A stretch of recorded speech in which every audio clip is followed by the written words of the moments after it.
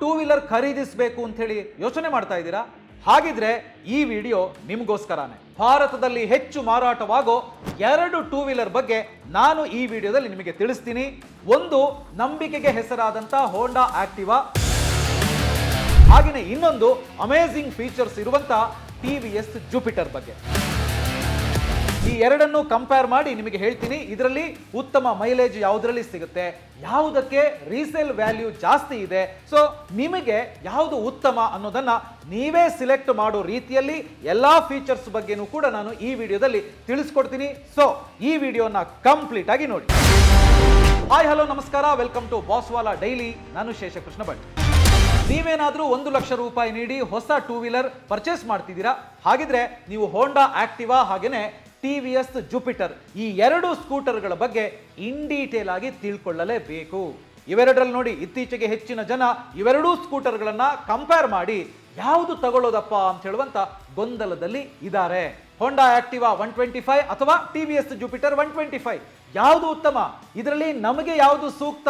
So ಇದನ್ನ ಪ್ರತಿಯೊಬ್ಬರು ಕೂಡ ಕೇಳ್ತಾ ಇದ್ದಾರೆ. ಸೊ ಅದಕ್ಕೋಸ್ಕರನೇ ಈ ವಿಡಿಯೋ ಮಾಡ್ತಾ ಇದ್ದೀನಿ. ನೋಡಿ, ಒಂದು ಕಡೆ ವರ್ಷಗಳಿಂದ ನಂಬಿಕೆಗೆ ಪಾತ್ರವಾಗಿರುವಂತಹ ಆಕ್ಟಿವಾ ಇದ್ರೆ, ಇನ್ನೊಂದು ಕಡೆ ಸ್ಟೋರೇಜ್ ಮತ್ತೆ ಮೈಲೇಜ್ ನಲ್ಲಿ ಪೈಪೋಟಿ ನೀಡ್ತಾ ಇರುವಂತ ಜುಪಿಟರ್ 125 ಇದೆ. ಇವೆರಡೂ ಕೂಡ ಮಿಡಲ್ ಕ್ಲಾಸ್ ಫ್ಯಾಮಿಲಿಗಳ ಫೇವರೇಟ್ ಅಂತಾನೆ ಹೇಳ್ಬೋದು. ಇವತ್ತು ಬೆಲೆ, engine, mileage, comfort, storage, features ಮತ್ತೆ ರೀಸೇಲ್ ವ್ಯಾಲ್ಯೂ ಬಗ್ಗೆ ವಿವರವಾಗಿ ಅಂದ್ರೆ ಇನ್ ಡೀಟೇಲ್ ಆಗಿ ಈ ವಿಡಿಯೋದಲ್ಲಿ ನೋಡ್ತಾ ಹೋಗೋಣ. ಸೊ ಅದರಲ್ಲಿ ಮೊದಲನೇದಾಗಿ ಎಲ್ಲರೂ ಕೂಡ ಕೇಳೋದೆ ಪ್ರೈಸ್ ಎಷ್ಟು, ಬೆಲೆ ಎಷ್ಟು ಅಂತ. ಸೊ ಹಾಗಾಗಿ ಮೊದಲಿಗೆ ಈ ಸ್ಕೂಟರ್ಗಳ ಬೆಲೆ ಎಷ್ಟು ಅಂತ ಹೇಳುವಂಥದ್ದನ್ನ ನೋಡ್ತಾ ಹೋಗೋಣ. ಸೊ ಅದರಲ್ಲಿ ಮೊದಲನೇದು ಟಿವಿಎಸ್ ಜುಪಿಟರ್ 125. ನೀವು ಸ್ಕ್ರೀನ್ ಮೇಲೆ ನೋಡ್ತಾ ಇರಬಹುದು. ಟಿವಿಎಸ್ ಜುಪಿಟರ್ 125 ಇದರ ಎಕ್ಸ್ ಶೋರೂಮ್ ಬೆಲೆ ಸುಮಾರು 80,000ದಿಂದ 86,000 ರೂಪಾಯಿ ಇದೆ. ಅದು ವೇರಿಯಂಟ್ಸ್ ಆಧಾರದ ಮೇಲೆ ಬದಲಾಗುತ್ತೆ. ಸೊ ಆನ್ ರೋಡ್ ಬೆಲೆ ಅಂತ ಹೇಳಿ ಬಂದಾಗ ಸುಮಾರು 1,05,000 ರೂಪಾಯಿವರೆಗೆ ಬರಬಹುದು.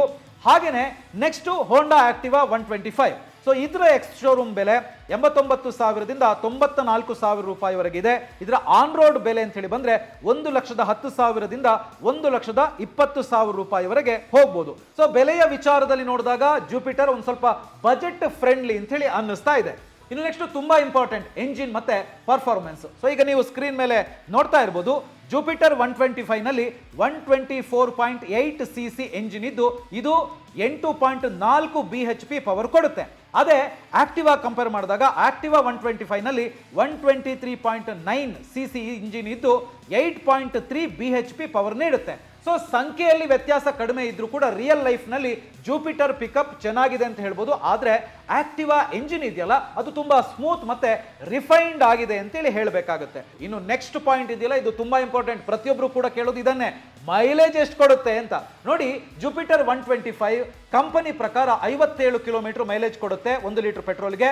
ಪ್ರಾಕ್ಟಿಕಲ್ ಆಗಿ 50ರಿಂದ 55 ಕಿಲೋಮೀಟರ್ ಸಿಗುವಂತ ಸಾಧ್ಯತೆ ಇದೆ. ಅದೇ ಆಕ್ಟಿವಾ 125 ನಲ್ಲಿ 45ರಿಂದ 50 ಕಿಲೋಮೀಟರ್ ಮೈಲೇಜ್ ಅನ್ನ ನಿರೀಕ್ಷಿಸಬಹುದು. ಆದ್ರಿಂದ ಮೈಲೇಜ್ ನಲ್ಲಿ ಜುಪಿಟರ್ ಒಂದು ಸ್ವಲ್ಪ ಮುಂದಿದೆ ಅಂತ ಹೇಳ್ಬೋದು. ಇನ್ನು ನೆಕ್ಸ್ಟ್ ಟೂ ವೀಲರ್ ಅಂತ ಹೇಳಿ ಬಂದಾಗ ಸ್ಟೋರೇಜ್ ಕೆಪಾಸಿಟಿ ಬಗ್ಗೆ ನೋಡ್ಬೇಕಾಗುತ್ತೆ. ನೋಡಿ, ಇಲ್ಲಿ ಜುಪಿಟರ್ 125 ಸ್ಪಷ್ಟ ವಿನ್ನರ್ ಅಂತ ಹೇಳ್ಬೋದು. ಇದರಲ್ಲಿ 33 ಲೀಟರ್ ಅಂಡರ್ ಸೀಟ್ ಸ್ಟೋರೇಜ್ ಇದೆ. ಅಂದ್ರೆ 2 ಹೆಲ್ಮೆಟ್ ಸುಲಭವಾಗಿ ಇದರೊಳಗಡೆ ಇಡಬಹುದು. ಅಲ್ಲದೆ ಸೀಟ್ ಎತ್ತದೇನೆ ಪೆಟ್ರೋಲ್ ಹಾಕ್ಸೋದಕ್ಕೆ ಎಕ್ಸ್ಟರ್ನಲ್ ಫ್ಯೂಯಲ್ ಫಿಲ್ಲರ್ ಕೂಡ ಆ ಸೌಲಭ್ಯ ಇದರಲ್ಲಿ ಇದೆ. ಅದೇ ನೀವು ಆಕ್ಟಿವಾ ನೋಡಿದಾಗ ಇದರಲ್ಲಿ ಕೇವಲ 18 ಲೀಟರ್ ಸ್ಟೋರೇಜ್ ಕೆಪಾಸಿಟಿ ಮಾತ್ರ ಇದೆ. ಸೊ ಇದನ್ನ ನೀವು ಗಮನಿಸಬೇಕಾಗುತ್ತೆ. ಇನ್ನು ನೆಕ್ಸ್ಟ್ ಫೀಚರ್ಸ್, ಇದು ತುಂಬಾ ಇಂಪಾರ್ಟೆಂಟ್. ಜುಪಿಟರ್ ನಲ್ಲಿ ಡಿಜಿಟಲ್ ಡಿಸ್ಪ್ಲೇ ಇದೆ, ಬ್ಲೂಟೂತ್ ಕನೆಕ್ಟಿವಿಟಿ ಫೆಸಿಲಿಟಿ ಇದೆ, ನ್ಯಾವಿಗೇಷನ್ ಮತ್ತೆ USB ಚಾರ್ಜಿಂಗ್ ನಂತಹ ಲೇಟೆಸ್ಟ್ ಫೀಚರ್ಸ್ಗಳು ಇದರಲ್ಲಿದೆ. ಅದೇ ನಾವು ಆಕ್ಟಿವಾದಲ್ಲಿ ಏನೇನು ಫೀಚರ್ಸ್ ಇದೆ ಅಂತ ಹೇಳಿ ನೋಡೋದಿದ್ರೆ, ಸ್ಮಾರ್ಟ್ ಕೀ ಫೆಸಿಲಿಟಿ ಇದೆ, ಸೈಲೆಂಟ್ ಸ್ಟಾರ್ಟ್ ಮತ್ತು side stand engine cut off features ಇದರಲ್ಲಿ ನಿಮಗೆ ಸಿಗುತ್ತೆ. ಆಕ್ಟಿವಾದಲ್ಲಿ ಟೆಕ್ನಾಲಜಿ ಸ್ವಲ್ಪ ಕಡಿಮೆ ಅಂತ ಕಂಡ್ರು ಕೂಡ ಅದರ ಸಿಂಪ್ಲಿಸಿಟಿಯೇ ಅದಕ್ಕೊಂದು ಪವರ್ ಅಂತ ಹೇಳ್ಬೋದು. ಇನ್ನು ಸರ್ವಿಸ್ ಮತ್ತೆ ರೀಸೇಲ್ ವ್ಯಾಲ್ಯೂ ಬಗ್ಗೆ ನಾವು ನೋಡ್ಲೇಬೇಕಲ್ವಾ? ಎಸ್, ಹೋಂಡಾ ಕಂಪನಿಗೆ ಭಾರತದಾದ್ಯಂತ ಅತಿ ದೊಡ್ಡ ಸರ್ವಿಸ್ ನೆಟ್ವರ್ಕ್ ಇದೆ. ಸೊ ಅದು ನಿಮಗೂ ಕೂಡ ಗೊತ್ತು. ಹಾಗಾಗಿ ಇದರ ರೀಸೇಲ್ ವ್ಯಾಲ್ಯೂ ಅತ್ಯುತ್ತಮವಾಗಿದೆ. ವರ್ಷಗಳ ನಂತರ ನೀವೇನಾದ್ರೂ ಇದನ್ನ ಮಾರಬೇಕು ಅಂತ ಹೇಳಿ ಬಂದರೂ ಕೂಡ ಆಕ್ಟಿವಾ ನಿಮಗೆ ಒಳ್ಳೆಯ ಬೆಲೆಯನ್ನ ತಂದು ಕೊಡುತ್ತೆ. ಅಂದ್ರೆ ಇದಕ್ಕೆ ಒಳ್ಳೆಯ ರೀಸೇಲ್ ವ್ಯಾಲ್ಯೂ ಇದೆ ಅಂತ ಹೇಳ್ಬೋದು. ಹಾಗೇನೆ TVS ಸರ್ವಿಸ್ ಕೂಡ ಚೆನ್ನಾಗಿದೆ, ಆದ್ರೆ ಹೋಂಡಾ ಮಟ್ಟಕ್ಕೆ ರೀಸೇಲ್ ವ್ಯಾಲ್ಯೂ ಇದಕ್ಕೆ ಸಿಗೋದು ಒಂದು ಸ್ವಲ್ಪ ಕಷ್ಟ ಅಂತ ಹೇಳಿ ಮಾರ್ಕೆಟ್ ನಲ್ಲಿರುವಂತ ತಜ್ಞರು ಹೇಳ್ತಾ ಇದ್ದಾರೆ. ಸೊ ಹಾಗಿದ್ರೆ ನಿಮಗೆ ಕಡಿಮೆ ಬೆಲೆ, ಹೆಚ್ಚು ಮೈಲೇಜ್, ಹೆಚ್ಚು ಸ್ಟೋರೇಜ್ ಮತ್ತು ಲೇಟೆಸ್ಟ್ ಫೀಚರ್ಸ್ ಬೇಕು ಅಂತಾದ್ರೆ TVS ಜುಪಿಟರ್ 125 ಅನ್ನ ನೀವು ಪರಿಗಣಿಸಬಹುದು. ಅದೇ ನಿಮಗೆ ಬಲವಾದ ಬ್ರ್ಯಾಂಡ್, ನಂಬಿಕೆ, ಲಾಂಗ್ ಟರ್ಮ್ ಬಳಕೆ ಮತ್ತು ಒಳ್ಳೆಯ ರೀಸೇಲ್ ವ್ಯಾಲ್ಯೂ ಬೇಕು ಅಂತಾದ್ರೆ ಹೋಂಡಾ ಆಕ್ಟಿವಾ 125 ಅನ್ನ ಆರಿಸಿಕೊಳ್ಬಹುದು. ಸೊ ನಿಮ್ಮ ಅವಶ್ಯಕತೆಗೆ ತಕ್ಕಂತೆ ನೀವು ನಿರ್ಧಾರ ಮಾಡಬಹುದು. ಇಲ್ಲಿ ನಾನು ನಿಮ್ಮ ಮಾಹಿತಿಗೋಸ್ಕರ ಮಾತ್ರ ಈ ಇನ್ಫಾರ್ಮೇಶನ್ ಅನ್ನು ಕೊಟ್ಟಿರೋದು, ಯಾವುದೇ ರೀತಿಯಾದಂತಹ ರೆಕಮೆಂಡೇಶನ್ ಅಲ್ಲ.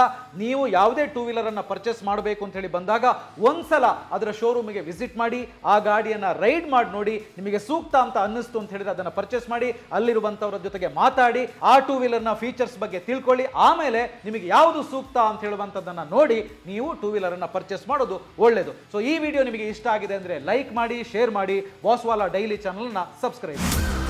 ಬ್ರ್ಯಾಂಡ್ ಪಾರ್ಟ್ನರ್ಶಿಪ್ ಮತ್ತು ಜಾಹೀರಾತಿಗಾಗಿ ಸಂಪರ್ಕಿಸಿ brand@bosswala.com. WhatsApp number 9108014192. Bosswala. Be the boss.